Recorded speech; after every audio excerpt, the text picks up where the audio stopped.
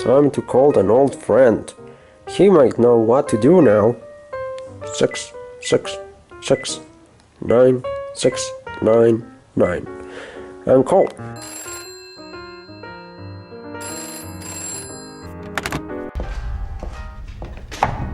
Burgdorf, was ist los? Woher kommt die Schießerei? Mein Führer, darf ich Ihnen zum Geburtstag gratulieren? Mein Führer, das Zentrum von Berlin steht unter Artilleriebeschuss. Granaten sind in dichter Folge am Brandenburger Tor, am Reichstag und bis hin zum Bahnhof Friedrichstraße eingeschlagen. Von wo kommt der Beschuss? Führer, wir haben noch keine Meldung. Ich spreche gerade mit Koller. Geben Sie mir Koller.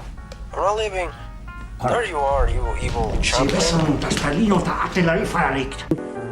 I wanted to tell you that I was planning on making a new video, but I have no clue on what to do. So maybe you can give me an idea. Sie den Beschuss nicht? I already made a Last of Us video. Don't you remember? It had very few views, but it still did it. So there's no need to continue with that crap, is it?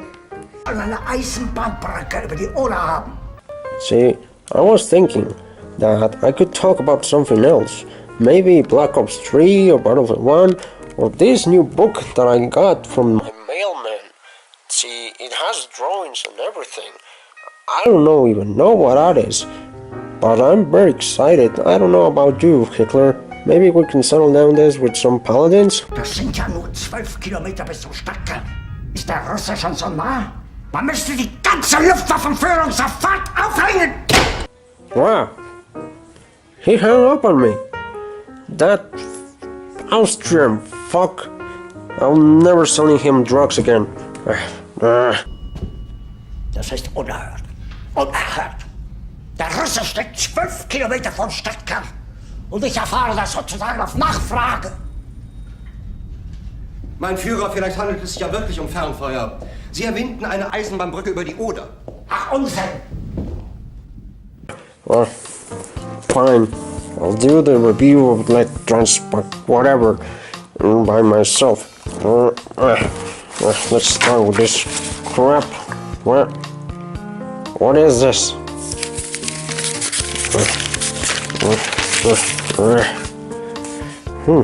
Looks like notes for the part 2 review of The Last of Us.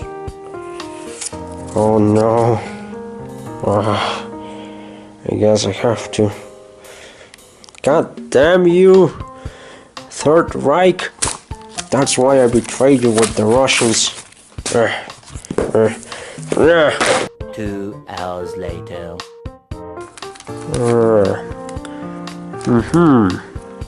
I have been reading this for 2 hours now.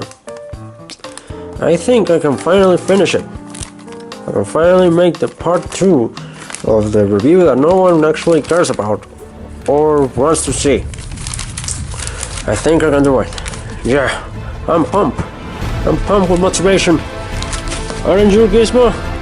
You are pumped, right?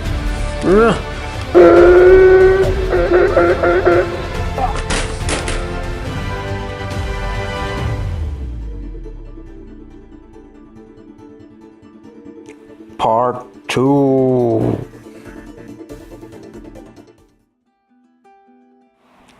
It's no surprise, one of the many reasons why the game was close to perfect was thanks to the actors that portray the new iconic characters of Naughty Dog.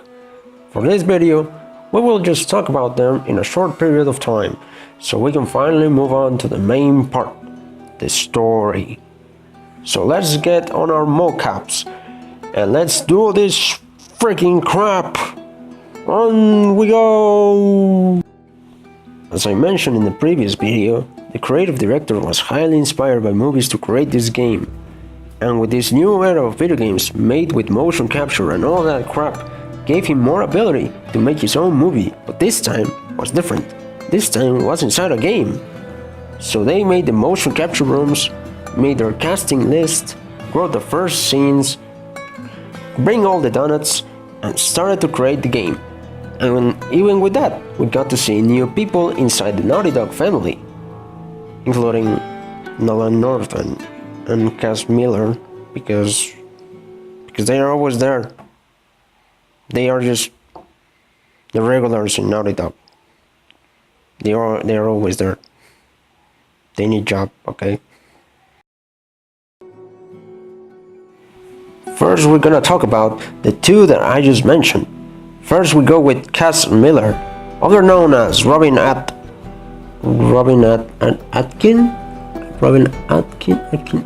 Oh, give me just 1 second. What the fuck is this? How the hell do you... Robin Atkin Downes. Yeah, that guy. You might know him mainly for Metal Gear Solid 3, playing just random soldiers. Peace Walker as Cass Miller. Ground Zeroes, also as Cass Miller. And... Shut up! I'm talking. Metal Gear Solid 5, also as Cass Miller.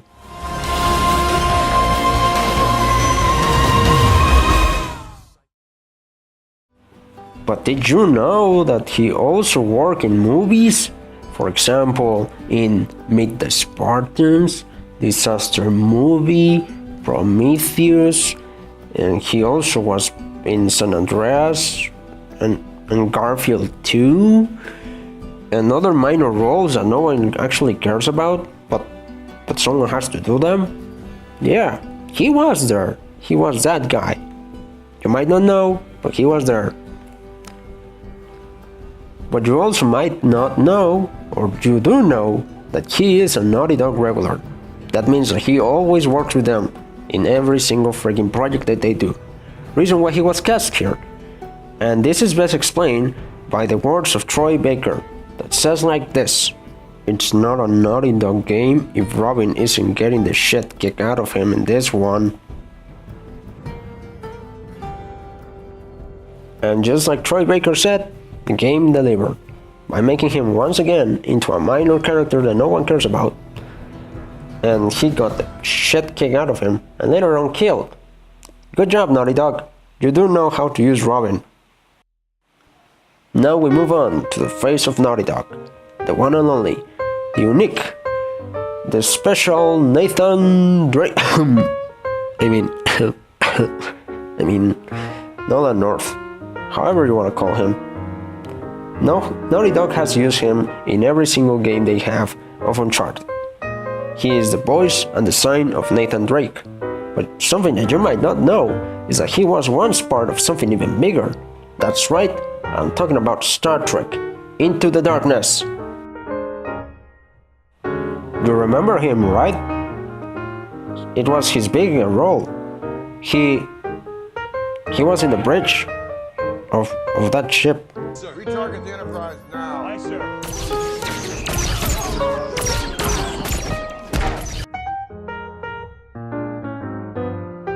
I mean, it's a big deal, right? Right? It's curious to talk about Nolan North, because he basically didn't cast for the game. He was shown the game beforehand, and later on he said, "Hey, I want to be part of this. Give me a role. I want to be a good or bad guy. I don't care. Just give me part of the story." And the creative director, that being Neil, said, "I think I have something for you." So he became the bad guy of the last act. Well, one of the many bad guys of the last act, which turned out to be David, a psychotic cannibal that runs out some village in the snow. I don't even remember that part. It was kind of boring.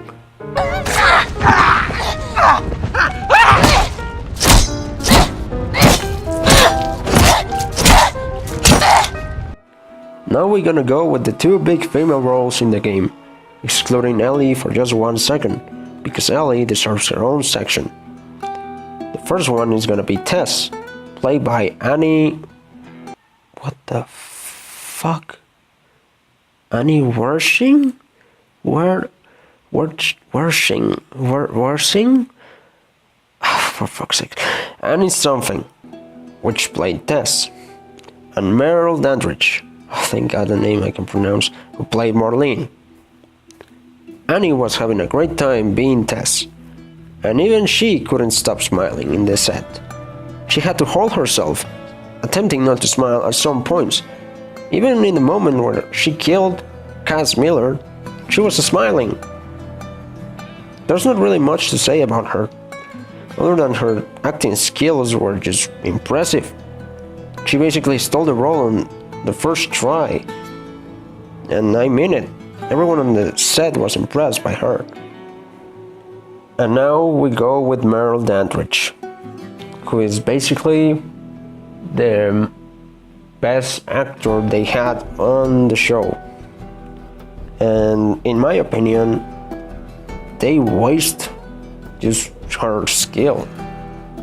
If you don't know who Meryl Dandridge is, you probably know her main character of one of the most famous games in history. I don't know, Half-Life 2? Dad! Oh my god! No!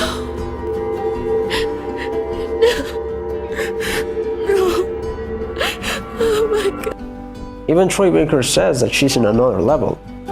The first time he met her and the first time they act together, he just couldn't stop being in shock by how good she was. Like, there was no role or no actor better to play Marlene than Meryl Dandridge. And he even asked the creative director, "Are you serious?" And the creative director just looks at him and says, "I told you." And that's all you can say about Meryl Dandridge. I told you so. She's just a great actor that should be more famous or more popular around people. And I think that the game just wasted her talent by just showing her in 3 different scenes, basically. I don't know. It's just my opinion in this case. Now we move on to the 2 main characters, Joel and Ellie, Troy Baker and Ashley Johnson, peanut and butter. And above all else, he never had a reason to care. Until now. Basically, Ashley Johnson, as far as I know, was the first person that was cast for a role, and Troy Baker was the last one.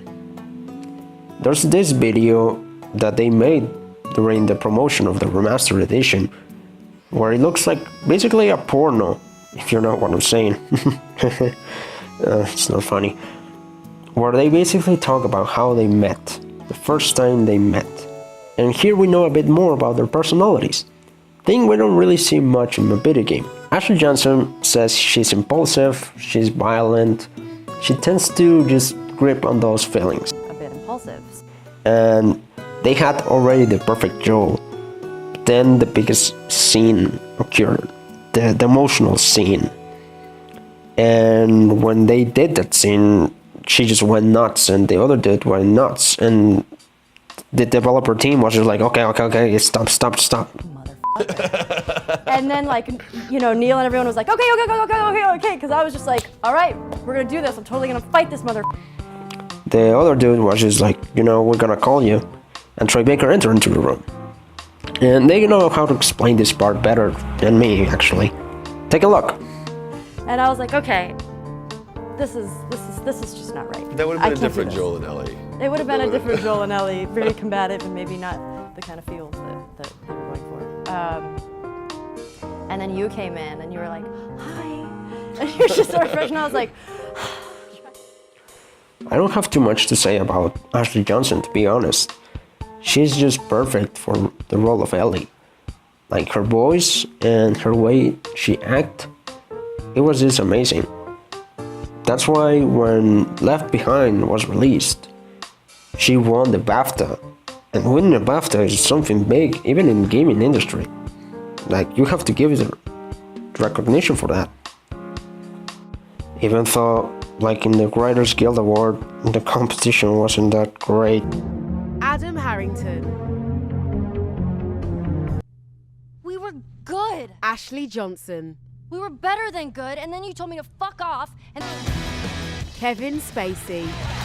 Politicians don't know how to solve problems, but I do. Logan Cunningham. Come on, pull.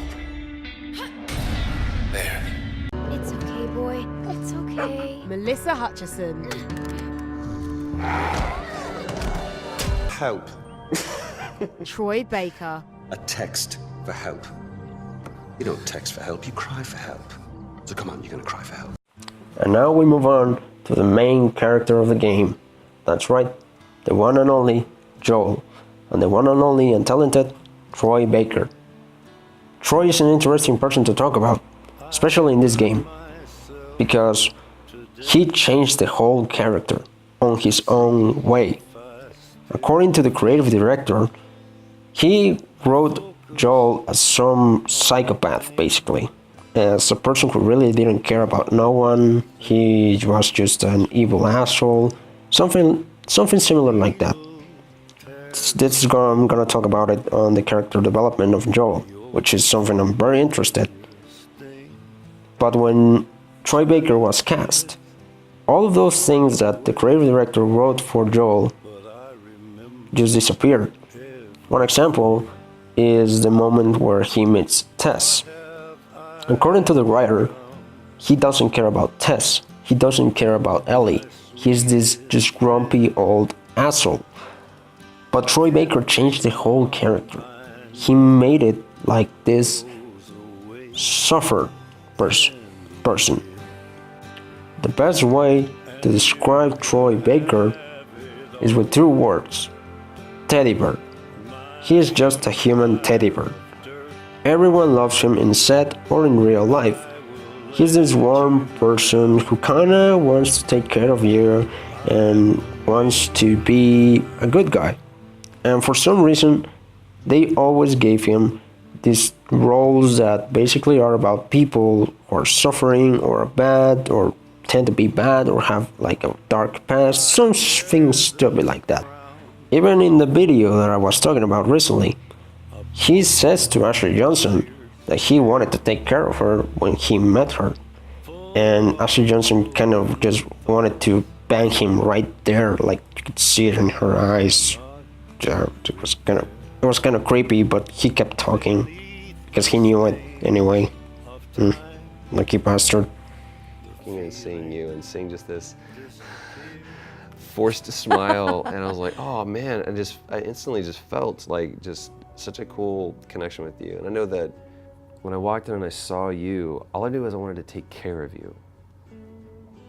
And not that you needed to be taken care of, but that I wanted to take care of you. Yeah. And I could get mad at you, you could piss me off, but at the end of the day, I still wanted to take care of you. And I think it started just from that, again, that seeing that person who had the smile on. Let's see what Troy Baker has to say about voice acting, since he's an expert on the matter. Troy Baker.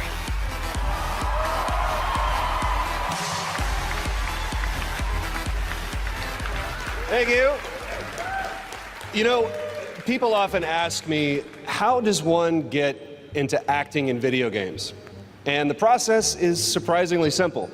Step 1, save up your money, buy a decent microphone, and then wait for Nolan North and I to die. What? Oh, you bastard. I trusted in you. Listen here, you little shit. You are not the best actor or voice actor in the world. You're just the most famous one. What about Steve Bloom? What about Meryl Dandridge? What about David Hayter? What about John Tron? Oh.